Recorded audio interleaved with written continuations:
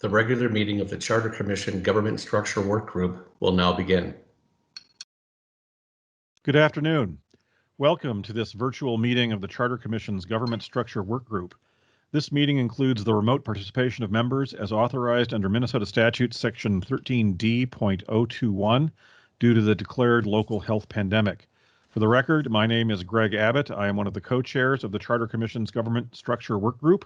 I will now call this meeting to order and ask that the clerk call the roll so that we may verify the presence of a quorum. Commissioner Ginder. Present. Commissioner Mecci.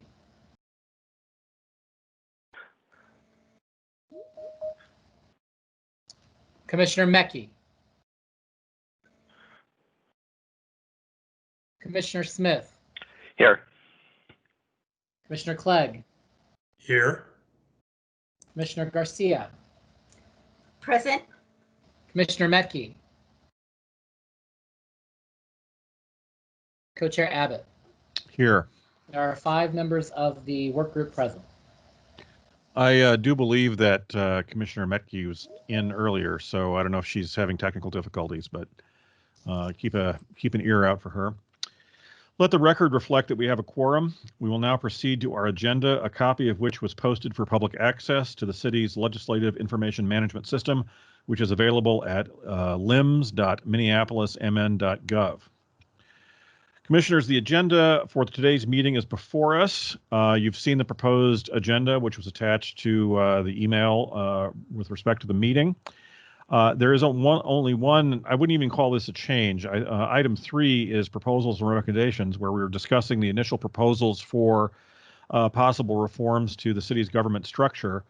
And as you know, the my co-chair, Jill Garcia, and I sent out a memo on January 4th describing 6 areas in which we were considering possible recommendations. And I think what I'd like to do is actually break the discussion down into 3 groups. I think we would like to, and actually maybe perhaps get a recorded vote on these things. I would like to get a vote on whether people agree with 1 through 4 of our summary of initial proposals, and then a separate discussion on 5 and a separate discussion on item 6. So that's, I think, a little more detailed than what we put into the proposed agenda. So I would say a motion to adopt the agenda is in order. Move, Ginder. Second, Smith. We have a motion and a second. Is there any discussion? With no discussion, if the clerk would call the roll on the motion to adopt the agenda. Commissioner Ginder. Aye. Commissioner Mecki. Commissioner Smith. Aye. Commissioner Mecki. Commissioner Clegg. Last I saw, she was in the waiting room. Aye. Co-Chair Garcia. Aye. Co-Chair Abbott. Aye. There are 5 ayes. Just a technical note, I'm getting the requests to get admitted from the lobby are kind of popping up as a pop-up screen for me. Yep, that's going to happen to all of us who are joined as participants, and the technical staff will take care of that. Okay, thank you. I didn't know if I needed to do anything with that. Thank you. The motion is passed and the agenda is adopted. We're going to move right to our only agenda item, which is proposals and recommendations. And before we get to like some sort of formal vote, I guess I'd like to open the floor to, with reference to our memo of January 4th and the summary of initial proposals, items 1, 2, 3, and 4. I'd like to get any feedback on those 4 items. And let me just, for summary purposes, and for those of you who may not have the memo in front of you, I would say Casey Carl has very conveniently put up a PDF memo of the of our memo, a PDF copy of our memo, excuse me, in the chat, in the meeting chat here, and obviously now it's up on the screen for your reference. But the summary goes as follows: our initial proposal is to go to a legislative council and executive mayor system, which would clarify that the legislative power of the city would be exercised through the city council, the policymaking power of the city would be exercised through the city council, and the administrative and executive power of the city would be exercised through the office of mayor. Our second proposal was that we needed to focus and strengthen the council's legislative and representative functions. The council needs to be provided sufficient resources to do a policymaking role, additional resources than I think what exists now, and certainly comparable to the resources that the mayor has. Our third item would be to establish centralized accountability for city performance, which consists of one line of authority, one chain of command for department heads and city employees, and that the mayor should have the power to appoint, obviously subject to confirmation by the city council, department heads, and that those department heads would then serve after confirmation at the pleasure of the mayor. And our fourth item was 4-year terms for department heads. Instead of doing the 2-year term with a renewal at the end of 2 years, we would go with a 4-year term that would run concurrent with the mayor's 4-year term at the time. So that's the summary of items 1, 2, 3, and 4. I know that Jill and I have been talking about this quite a bit, but I'm interested in any other members of the work group and their feedback, and obviously other commission members who are with us today. Obviously, I'm interested in that feedback as well. So I'll open the floor if anybody wants to give their feedback on our proposals.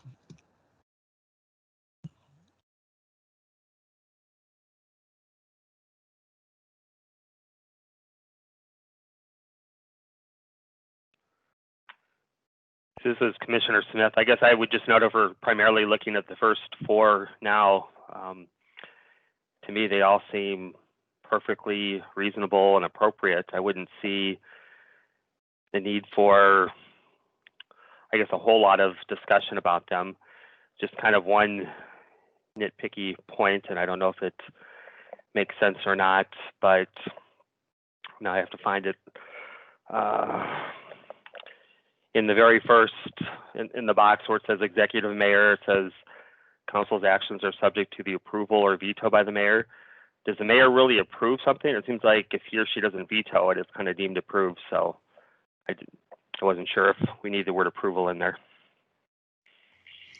I think that's well taken. I don't think our proposal, I don't think, is intended to change the veto process at all. So if there's a word edit there that would, I think, clarify that, I think that'd be appropriate. So I mean, and I should say, by the way, now is the time for nitpicking, right? So we want to wordsmith this and make sure we get it right. So it's off the old, no question. There's no such thing as a dumb question. Well, it's not true. There are dumb questions, but at least at this stage, I don't think there's any. I don't think the wordsmithing or working on the grammar of this. I mean, we are talking about the charter, a document that's going to have to last for decades.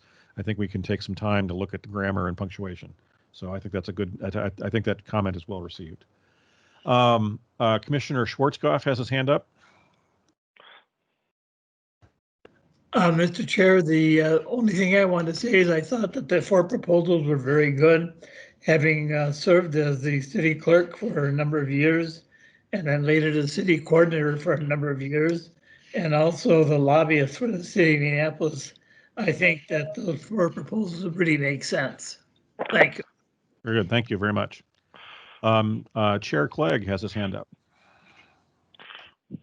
Thank you. The only item I would like a little discussion around, or at least I think we should talk about, is the 4-year term for department heads and to run concurrent with the mayor. That would mean that department heads would have to go up for confirmation every 4 years by the council.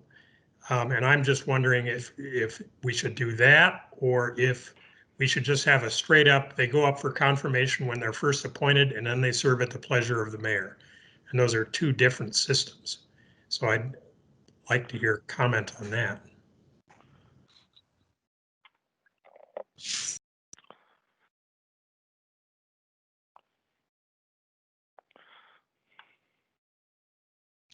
I've got Commissioner Ginder with his hand up. I don't know if you're going to talk about Chair Clegg's point or what, different point, but let me just, is anybody out there want to respond to Chair Clegg's point?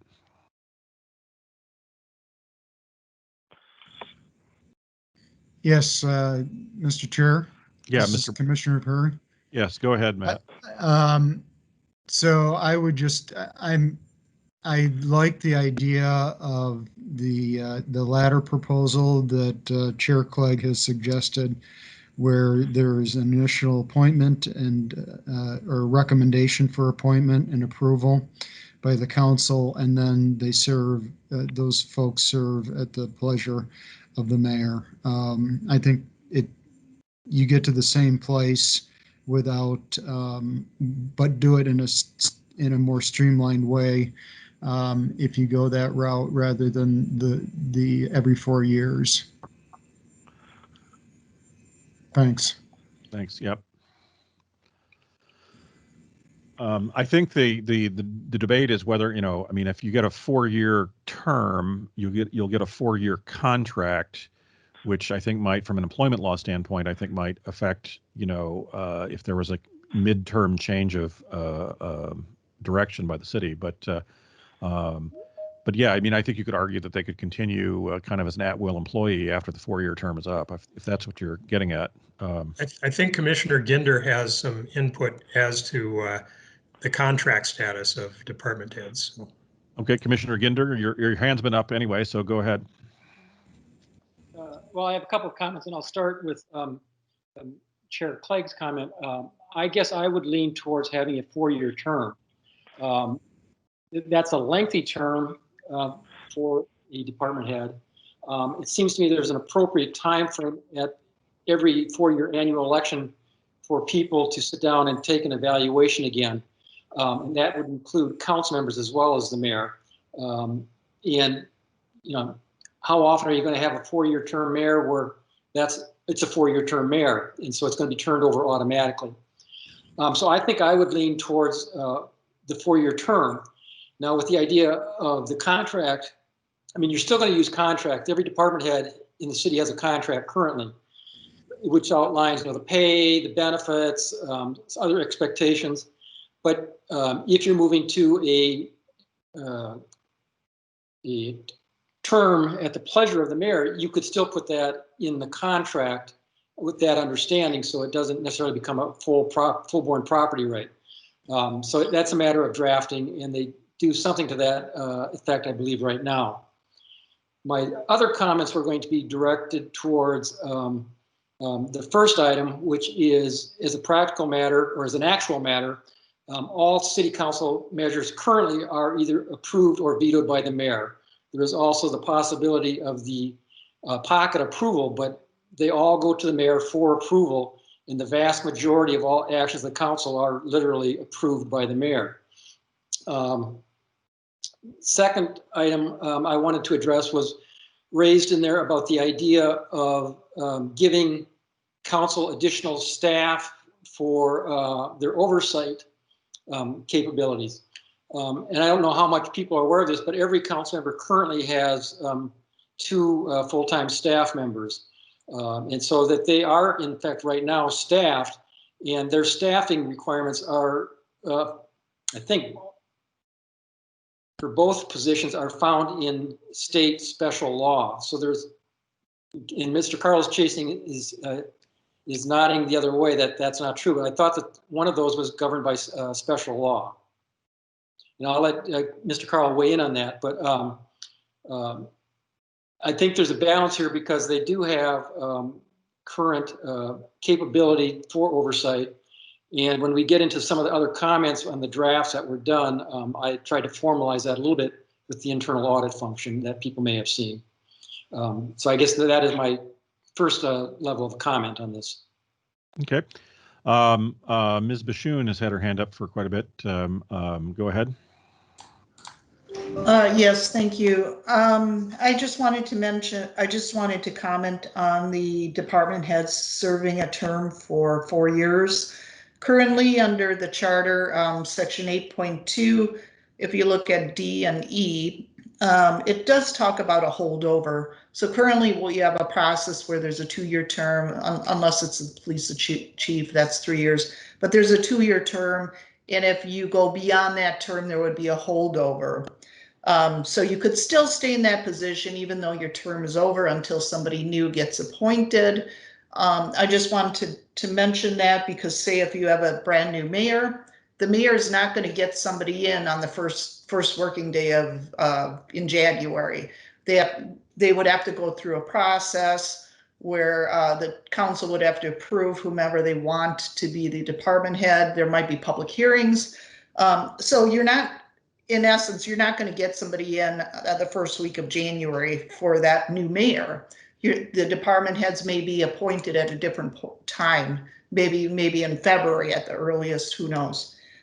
So I just wanted to bring that up, that you could still have the 4-year term, you could still have the holdover provision in the charter, and that could work. And I did talk to one of the HR attorneys today, and you know, that's a possibility to still keep that holdover provision in there. Thank you. Okay. Thank you. Clerk Carl, Casey, you had your hand up. Sure. Thank you, Mr. Chair. I just wanted to address, originally, I believe it was Commissioner Smith had asked about veto authority. And under the current provisions of the charter, every official act of the council, as Mr. Ginder also noted, is subject to the approval or disapproval of the mayor, a veto. And there are only 3 things that are not subject to the mayoral approval.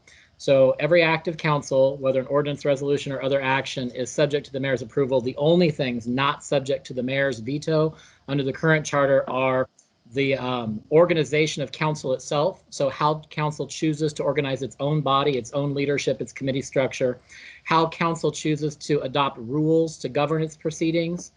So it's procedural rules, and then the election by the council of the city clerk. Those are the 3 actions that the council takes that are not submitted to the mayor for the mayor's approval or veto. So the mayor does have quite a broad veto power or approval and veto power over all of the council's actions. The other issue is about council staffing. Commissioner Ginder mentioned they all have, currently all 13 council members do have 2 politically appointed aides to assist them. It's a long history that goes back to the 50s and 60s. There's a senior position and a junior position. The senior position, each of those positions was created by special state law that was accepted then by the city council to create those senior aide positions. The junior aide positions actually started as civil service positions that reported to the city clerk. And prior to my time with the city in 2010, those positions were converted to be politically appointed positions. So they were actually created under local home rule authority as a classified position, and then were made to be politically appointed positions. So today they have 2 politically appointed aides, but the way that both of those positions were originally constituted, the senior position was created under 2 different legislative acts by the state legislature, and the junior position was created under the home rule authority of the city council or the city government. And are those positions still mandated by state law, or are they totally domesticated at this point? They are not mandated ever. They were permissive. So the state legislature gave the council permission to have, and I should point out, I mentioned there are 2 different acts at the state legislature. The 2 different laws created 2 different positions. And when we, over the years, accepted them, they were changed. Originally, the first 5 positions that were granted were to work for the council as a body, to do drafting, research, policy analysis, and that type of thing for the body. Then they created 10 more positions that were supposed to work for individual members. And then over the years, those have been put together and reallocated to be 1 per council member. Okay. Chair Clegg has his hand up. Thank you. Based on the discussion and based on the fact that when we talk to former elected officials, I think all of the former mayors and former council presidents on the line seem to agree that 4-year terms concurrent with the mayor was the way to go. I'm persuaded that we should leave it at 4-year terms. In other words, leave it as is. Correct. Okay. Well, let me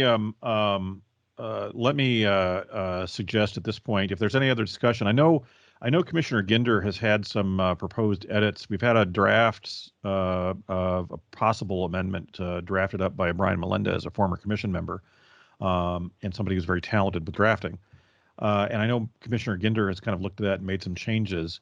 But I don't think we need to at this point, in terms of like whether we're going to vote to approve these summary proposals or not. I don't think we need to get into the minutia of particular drafting proposals, because I think we're going to kick those drafts around still yet.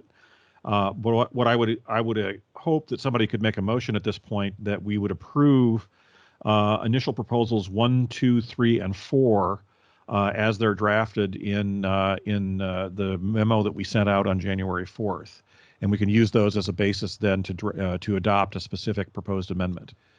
Is there such a motion and a second?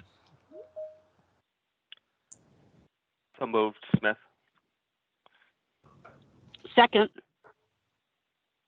All right, it's been moved and seconded. We've had some discussion. Is there any additional discussion? Hearing none, I would ask the clerk to call the roll on the motion. Commissioner Ginder, Aye. Commissioner Metke, Aye. Commissioner Smith, Aye. Commissioner Clegg, Aye. Co-Chair Garcia, Aye. Co-Chair Abbott. Aye. There are 6 ayes. All right, we've adopted our initial proposals on 1, 2, 3, and 4. Let's move now to initial proposal 5, which we have been calling the Prime Directive, Non-Interference in Administration. And a number of city charters have included a provision like this, which essentially specifically bars council from interfering with the executive or administrative function of the city. The example we put into the memo was from the Duluth City Charter, which I think is probably the more extreme version of this, which says the council shall not direct or request the appointment of any person or interfere with the administration, and any violation of this essentially is a misdemeanor, which if they are found guilty of which would cause the council member to lose their office. I think that's a little draconian, but it is something I think we should at least consider including in our draft proposals. And I guess I'd open up the floor at this point to a discussion of whether the Prime Directive should be included in our initial proposals. This is Commissioner Metke. Go ahead. I would just put on the floor that I support discussing this based on the interviews that were held. Okay. So you would advance this for further discussion. Okay. Commissioner. Totally. I would make a motion when necessary to do that, or when appropriate. Commissioner Chair Clegg has your hand up.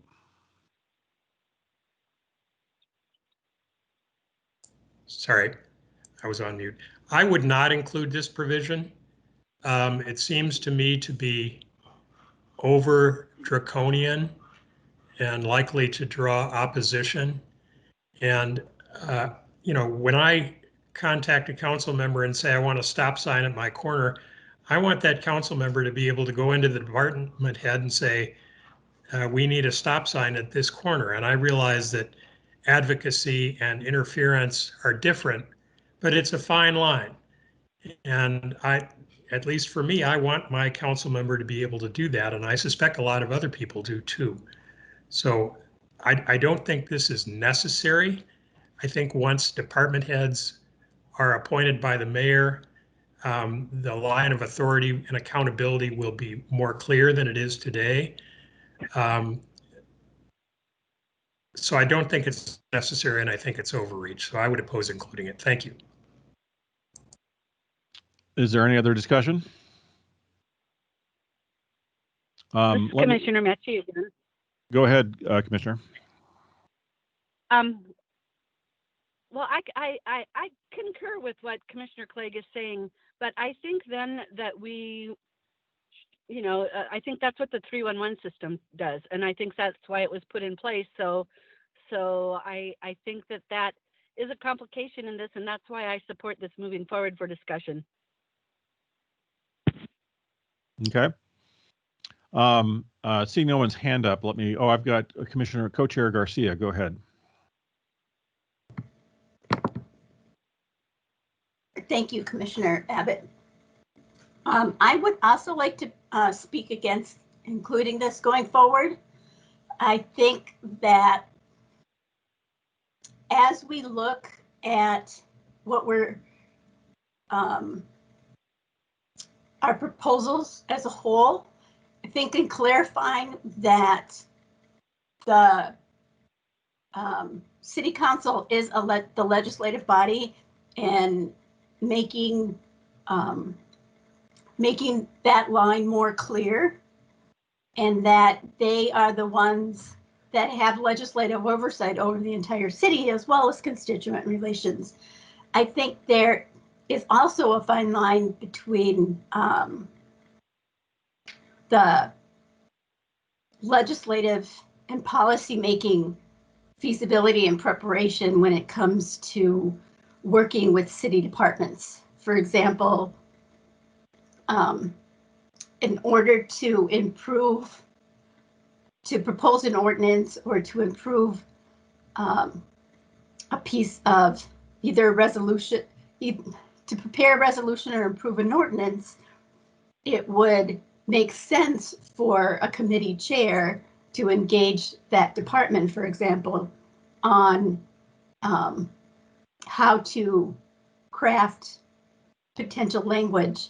And I think that I see no reason to put something in as hardline and draconian, as Chair Clegg said. So I think with other changes that that we don't need anything necessarily as harsh, that the operations and functions would move forward quite nicely. Okay, thank you. Commissioner Smith, you've got your hand up. Yeah, I was just going to comment about that provision. I don't think as written it would prevent a council member from, I guess, having discussions with department head. There's things I don't like about the Duluth language. I think it refers to a city council member ordering an employee to do something, and I think that it wouldn't prevent discussions. I work with a lot of cities, and I sometimes see this as a problem. Obviously, it's a lot smaller cities in most cases where we have a city council member who is going and telling an employee to do something when, most cases the council member doesn't really have that authority to do that. And so I guess I think it's worth considering have some type of provision. Like I said, I don't necessarily like Duluth's provision, but I'm not sure that I would be ready at this point to strike that from our recommendations. Okay. Commissioner Ginder, you've got your hand up. Thank you. I tend to agree with Commissioner Smith. I'm not saying that You've gone silent on us, Commissioner Ginder. Try it again. Coming through now? Yes. I would say I tend to agree with Commissioner Smith on this. I don't necessarily agree with the version that we have in there. I think it's a little bit strong. But I think for purposes of going forward and for discussion with the larger group, I think some idea of this should move along yet.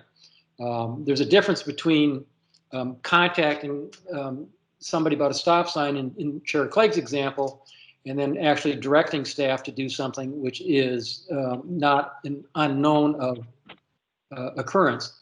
So I think it still should be a placeholder for further discussion with the larger group. And let me say, Commissioner Perry's got his hand up. Go ahead, Commissioner Perry. Yes, I just want to weigh in and support Commissioner Smith's comments on this and Commissioner Ginder's. I think if we don't have something like this, we end up really weakening the line that you all are trying to draw between a legislative branch and an executive branch. Thank you. Thanks. I was going to say my own opinion on this is I think the Duluth provision is far too overwritten. One of the things that happened when we were doing the interviews with the department heads and then even with the former electeds was the number of times that it became apparent, the people in the department heads and the city staff, frequently look at the charter to figure out, what the lines of authority are. And it seems to me, I think the debate here is if you go to a legislative council, executive mayor system, and you've got a system where the mayor nominates the department heads and that they serve at his pleasure. In theory, you've created one chain of command. The mayor ought to have in the inherent executive power to be able to instruct department heads and employees to communicate with council in certain ways, right? Presumably there ought to be a standard memo that gets issued at the beginning of every mayoral term saying, this is how you communicate with the council. But I do think there needs to be some kind of standard expressed. I wouldn't put it as a prime directive or as a binding legal document. I would almost maybe call it the prime guideline, I guess, where we just have a single sentence saying, that, it is the intent of this document that the council not involve itself in administrative actions. Something much more, I guess, as a function of principle as opposed to a function of, not a rule which can be enforced. I mean, and I really think the whole misdemeanor provision in the Duluth Charter is kind of over the top. Apparently, they've never had to. The Duluth folks have never really had that come up. So, but still, I think even the language is a problem. So, I think I would vote to keep this as a discussion point. I do think that I think the overall Charter Commission ought to have a look at this, and so I would be in support of just including it as part of our initial proposals at this point. But I do think this is a debatable point, and certainly I think Commissioner Clegg's point is well taken. I think, however mild we make this provision, it could very well be used as a talking point against the kind of the overall concept. So I think at this point, very tentatively, I would support kind of keeping this in the discussion at this point. So if there's no other discussion, I think a motion to include this as part of our initial proposals would be in order. In a second, if there's such a thing. I make that motion. This is Commissioner Mechie. Second, Smith. It's been moved and seconded. Hearing no further discussion, I would ask the clerk to call the roll on adopting the motion. Commissioner Ginder. Aye. Commissioner Mechie. Aye. Commissioner Smith. Aye. Commissioner Clegg. No. Co-Chair Garcia. Nay. Co-Chair Abbott. Aye. There are 4 ayes and 2 nays. Okay. And I do want to stress that this is all preliminary. I think we can subject to revision down the road. So we'll just keep talking about it a little bit. Item number 6 on our list of initial proposals is the line item veto. Our discussions with some other cities and our analysis of other charters. If you have a separation of powers government, a number of those cities have a line item veto for their mayor. It's very common in state and local government to have a line item veto. It's not something that we've ever had in Minneapolis. And we thought we should at least discuss whether we should include this in our initial proposals or not. I guess I'm open to discussion at this point. Commissioner Perry, you have your hand up? Yes, I just want to get clarification on this line item veto.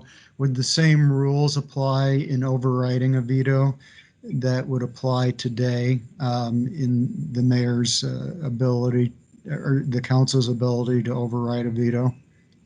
Yeah, I believe that. Is that the thinking? That's the thinking. That's the intent. Yes. Okay, thank you. Any other discussion on line item veto? Commissioner Ginder? You have your hand up?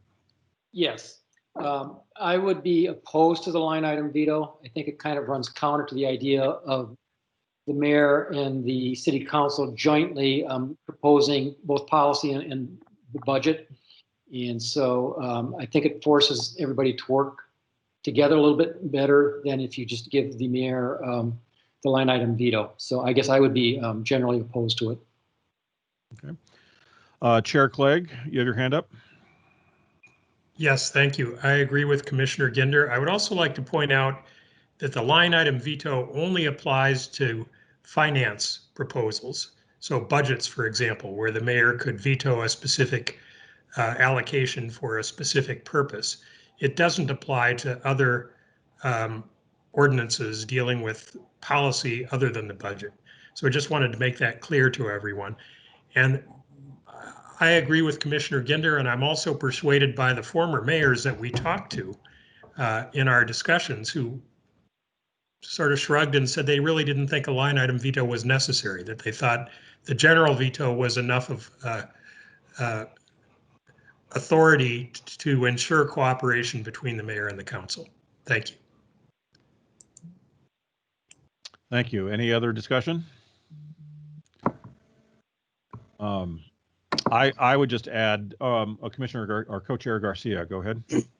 Oh, thank you. I would also like to oppose this, this proposal. I think what really was impressed upon me was the former council presidents that we talked to. And they talked about the intention behind the whole budget process was to come together and compromise and talk about the good of the city as a whole. And I think being able to strike a line item veto kind of it's not as quite as the mayor saying, I want to take my marbles and go home.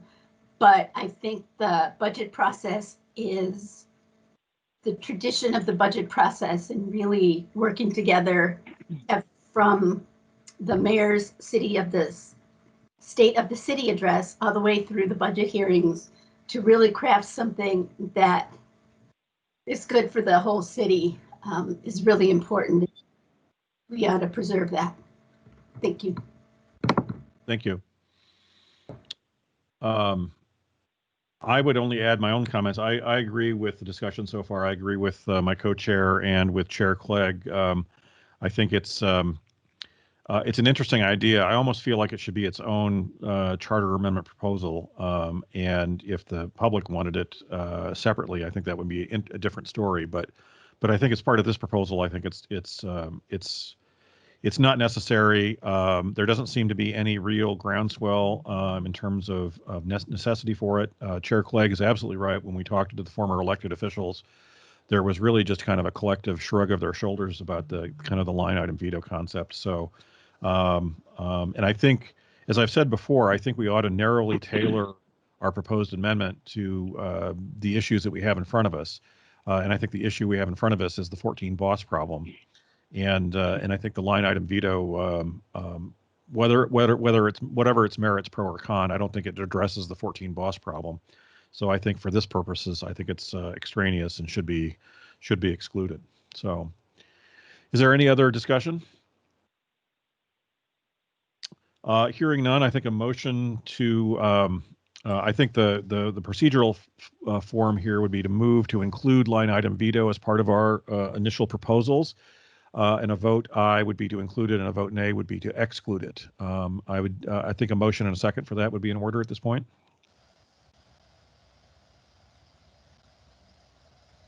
If you make a motion, can you vote against it? Is that allowed? That's I don't think, actually, I think that is allowed. I don't know. In that case, I will move that we include item number 6 regarding the line item veto. So. Why don't we do this? Why don't you make a motion? Why don't you let me suggest a friendly amendment? Or, just move to exclude. Move to exclude it. Okay, I will make a motion that we exclude item number 6 regarding the line item veto from our proposal. Very good. Is there a second? Second, Ginder. Okay, it's been moved and seconded. In the absence of any other discussion, I'd ask the clerk to call the roll on a motion. Just to be clear, Co-Chair, an aye vote is a vote to exclude. That is correct. Thank you. I would ask for the clerk to call the roll on the motion to exclude the line item veto from our initial proposals. Commissioner Ginder. Aye. Commissioner Metke. Aye. Commissioner Smith. Aye. Commissioner Clegg. Aye. Co-Chair Garcia, Aye. Co-Chair Abbott. Aye. There are 6 ayes. The motion passes, and the line item veto is therefore excluded from our initial proposals at this time. So that is very helpful, and I think that gives us a really solid basis to proceed with some drafting. There is one, I think we should have some discussion too about one topic we haven't really raised yet, which is the implementation date of any proposed amendment, if in fact it's adopted by the voters at the election. Co-Chair Garcia, you have your hand up.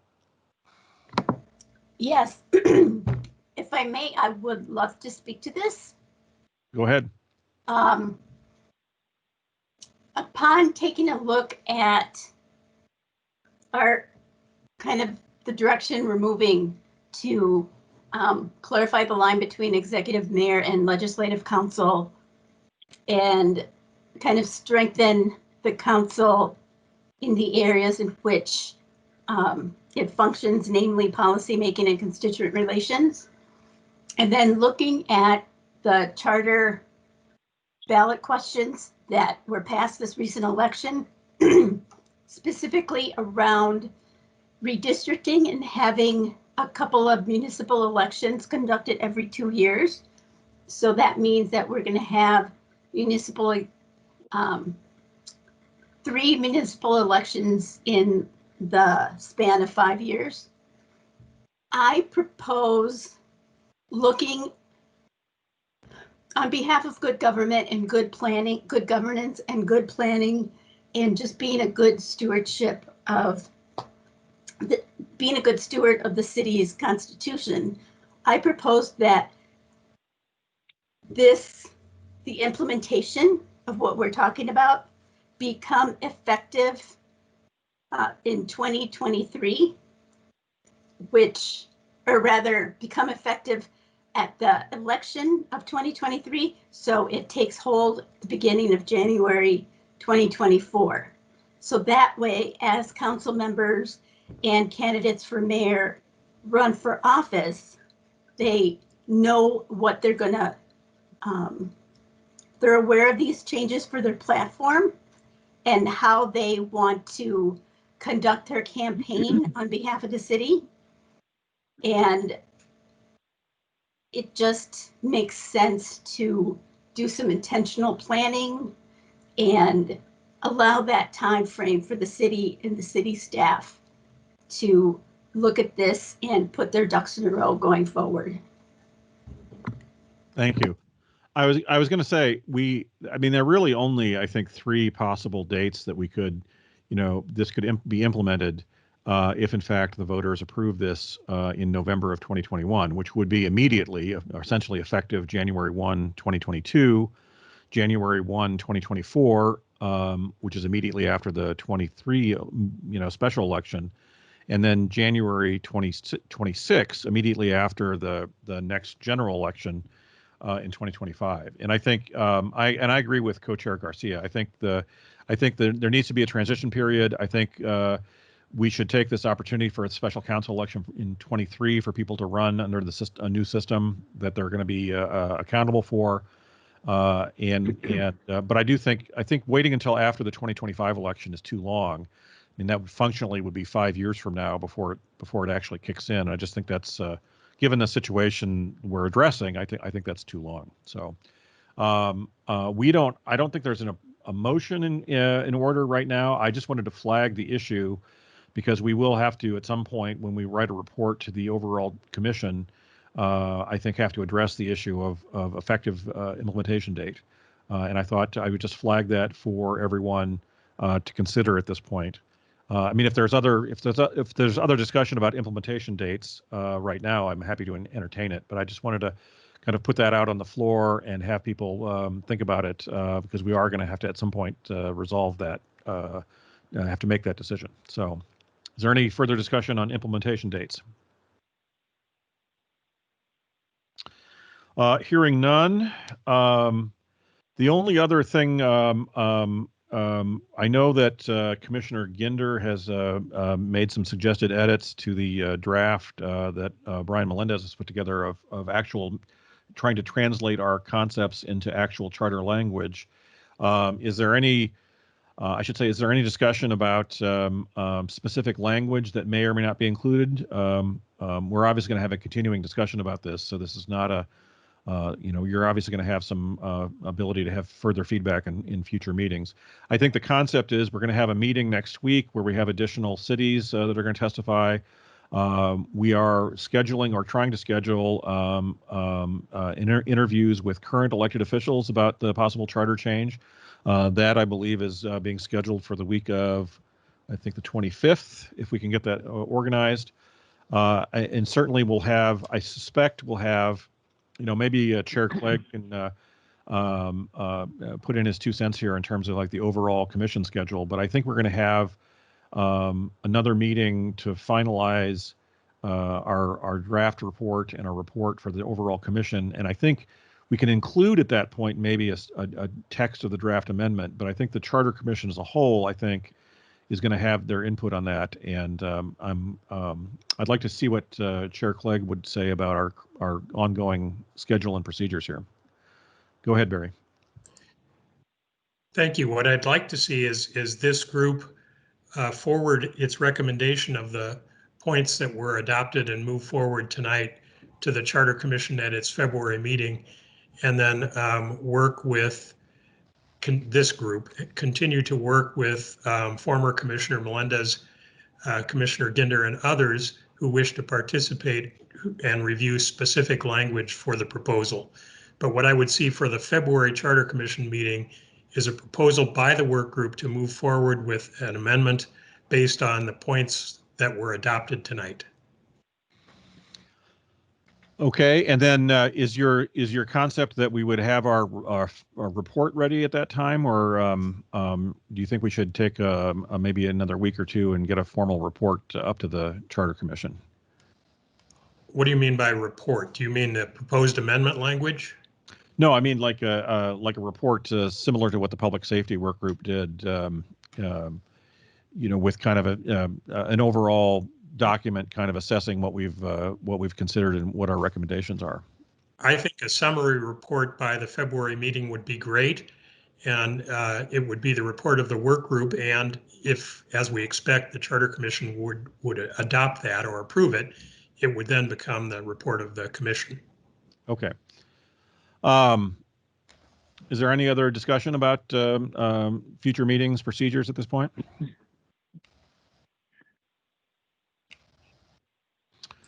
Seeing no further discussion, I believe that concludes all of the business that we have on the agenda. Unless there's any business or any further discussion that a commissioner might have.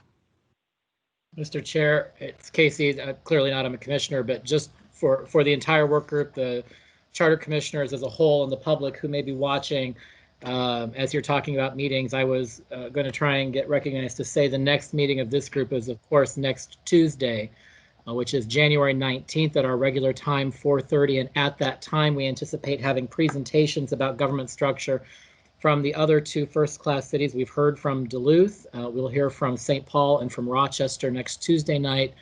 And then, of course, Chair Clegg has just indicated a report to the full Charter Commission at its regular meeting, which is Wednesday, February 3rd at 4 o'clock. So for those commissioners and members of the public who aren't maybe members of the work group, sort of that sequencing of time. Well, I guess that raises the question of should we schedule a meeting for Tuesday, February 2nd? Or should we try and get our preliminary report done at the end of the 19th meeting? Which I think, given how long some of these interviews have gone, I think that might be a bit ambitious in terms of overall time. Commissioner Co-Chair Garcia. Yes. Well, I think what our preliminary report is simply getting back to the full Charter Commission at their February meeting about which of these proposals we talked about now that we're going to go forward with. That's simply it. I don't think it's anything formal or prepared or necessarily in writing, since our meeting minutes will capture what we report back from the outcome of this meeting. Okay. Well, what I would suggest then is perhaps we'll just redraft the memo that we did on January 4th to reflect the outcome of today's votes, and that just would then be a summary of our proposals as opposed to initial proposals, and then we can forward that directly to the overall commission without doing a separate meeting, and we'll have that drafted. I guess we'll put that on the agenda for the 19th, the meeting on the 19th, because that should be just pretty pro forma. Should take just a couple of minutes to get the work group to approve that, and then we'll just have that out of the way. So,